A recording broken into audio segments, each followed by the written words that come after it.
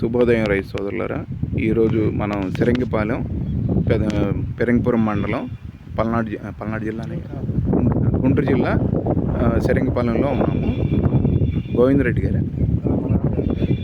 గారి పొలంలో ఉన్నాము. వీరు మిర్చి నారు సాగు చేస్తున్నారు. ఈ మిర్చి నారు దిబ్బల్లో కొంచెం ఎరడాలుగా వచ్చి క్వాలిటీగా లేదు అని మనం సంప్రదించగా, పూర్వ కెమిటెక్ వారిని సంప్రదించగా మనం ఎంఎక్స్ గోల్డ్ను గ్రోవియర్ రికమెండ్ చేసాం.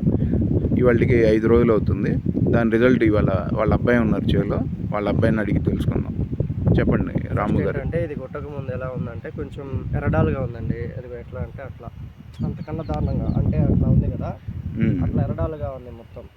వన్స్ మనం ఇది స్ప్రే చేసినాక మనకి 2 ట్యాంకులు పడతాయి. ఇటు ఒక ట్యాంక్, పెద్ద మొక్కలకు ఒక ట్యాంక్, చిన్న మొక్కలకు ఒక ట్యాంక్ పడుతుంది. ఓకే, ఇది స్ప్రే చేసిన తర్వాత దీని రిజల్ట్ వచ్చేసరికి ఇట్లా ఉంది, మంచి గ్రోత్.